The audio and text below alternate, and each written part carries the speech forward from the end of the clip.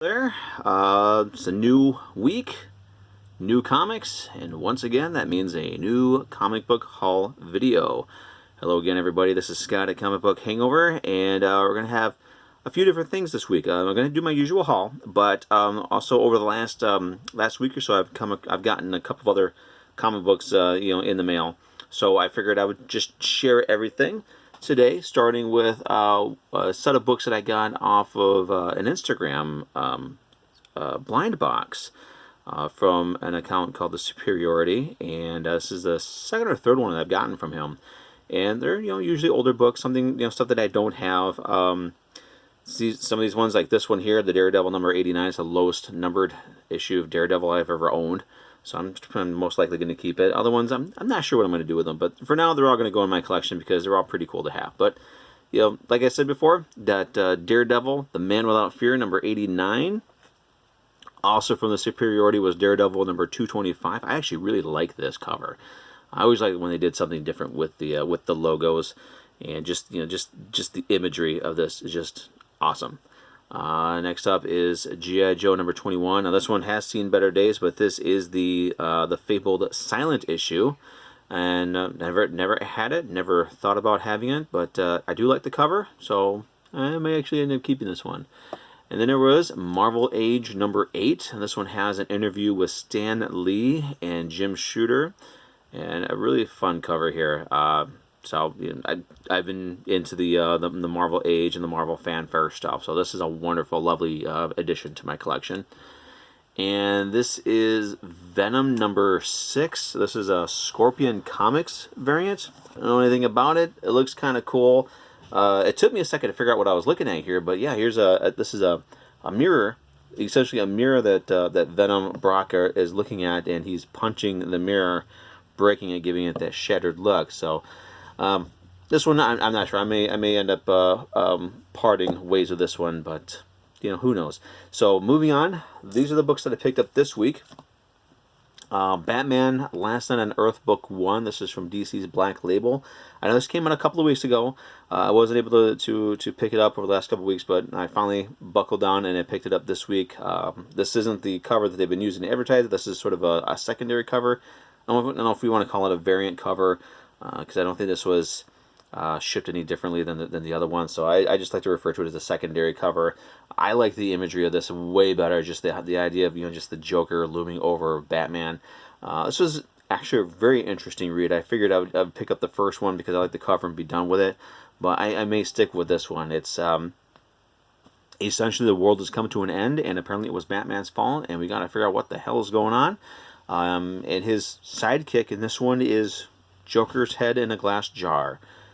Take it for what it's worth. But it was a lot of fun. If you can still find this book, I know it's kind of getting hard to find, but if you can still come across it, it's definitely worth picking up and checking out.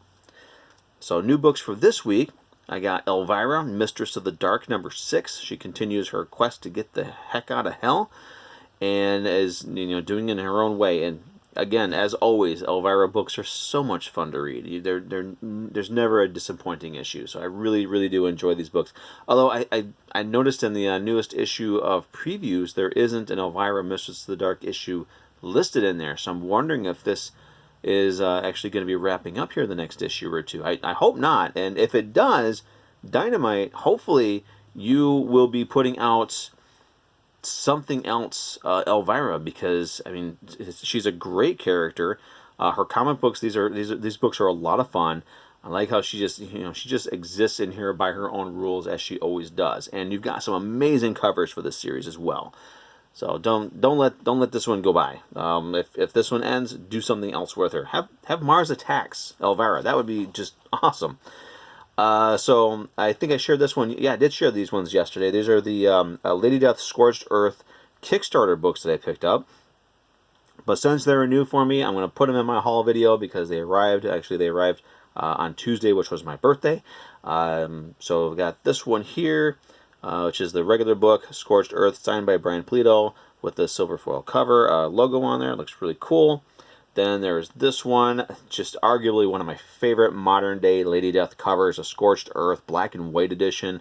This is the same issue that I just showed you, only this one here, there's no coloring, there's no inking. This is just the pencils of the issue. And there's no, like I said, there's no inking, there's no coloring, there's no lettering, sound effects, nothing. You're just getting the penciling, and I flipped through it, and the penciling is just amazing. And this cover, I cannot say enough good things about this cover. I absolutely love this cover.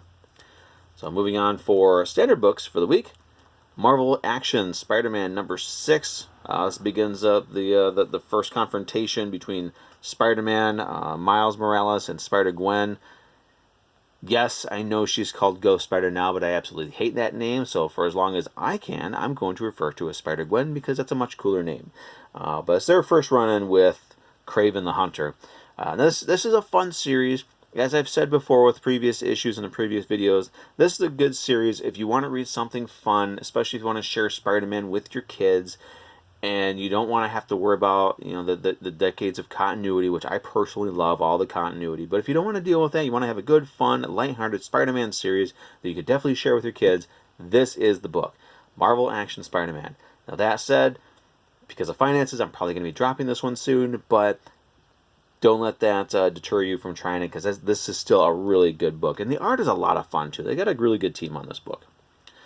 Silver Surfer Black. I am not going to read this book. I'm sorry. I know it's starting off with negative, which I don't like to do, but the writer's a great writer.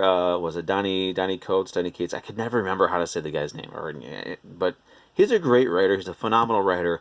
But the art, I cannot get into this book because of the art. I can't do it. It just, no. And that's my own personal opinion. If you enjoy the art, more power to you. You know, there's nothing wrong with liking this stuff.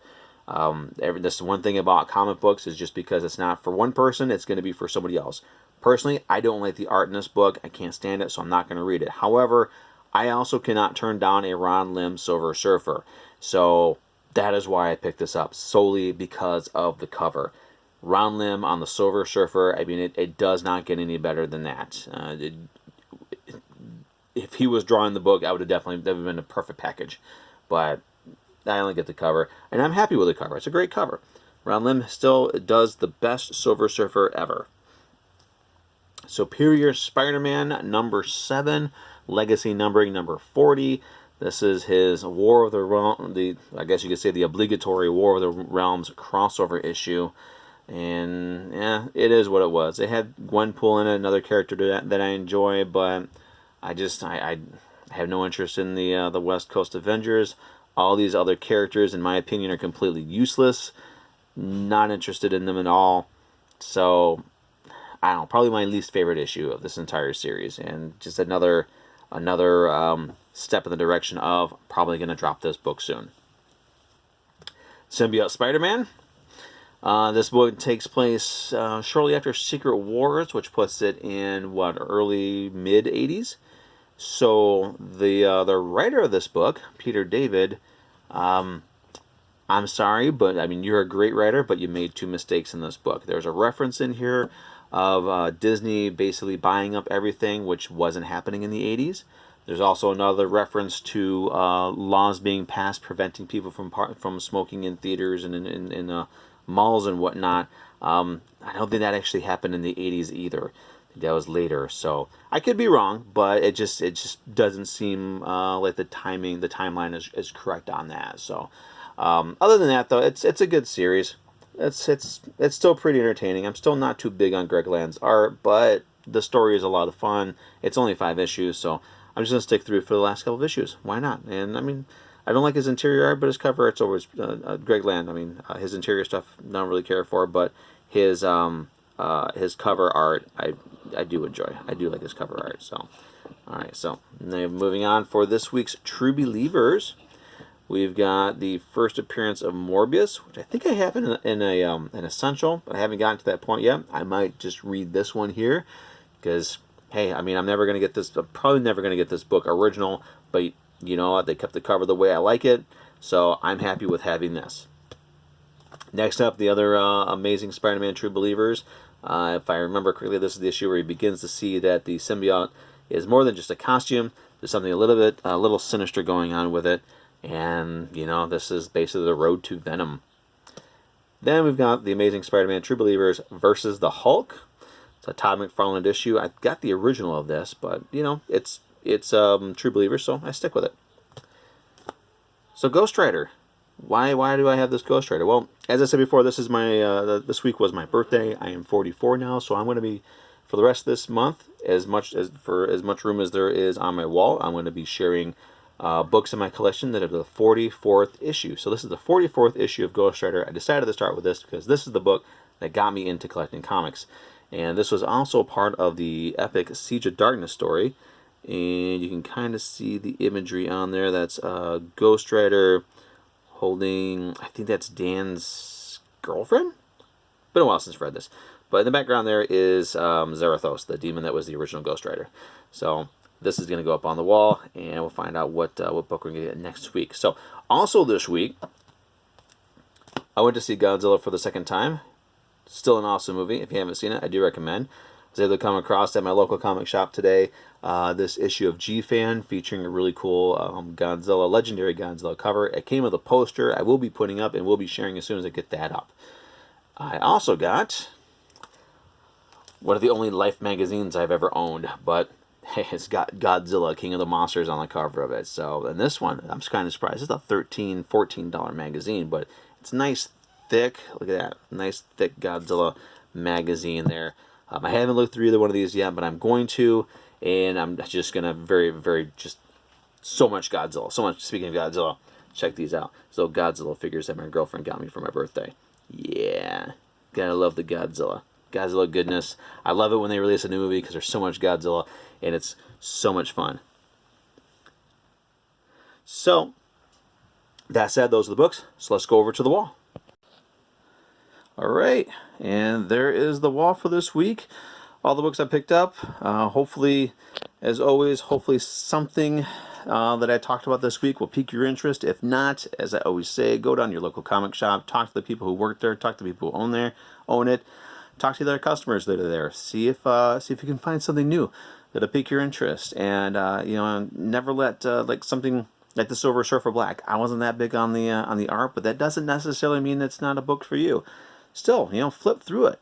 Just because I didn't like the art doesn't mean you won't, and you might actually you might actually enjoy it more. And hopefully, we'll see some videos for people who actually enjoyed the book. We'll talk about it, and you know, give it the rave reviews that it probably deserves. But that said, here is what I got. Thanks for watching. If you feel generous, go ahead and click that like button. Go ahead and subscribe. Pop some comments down in the comments below. Let's get a conversation going on some of these great comic books that have been coming out. And we will see you next week.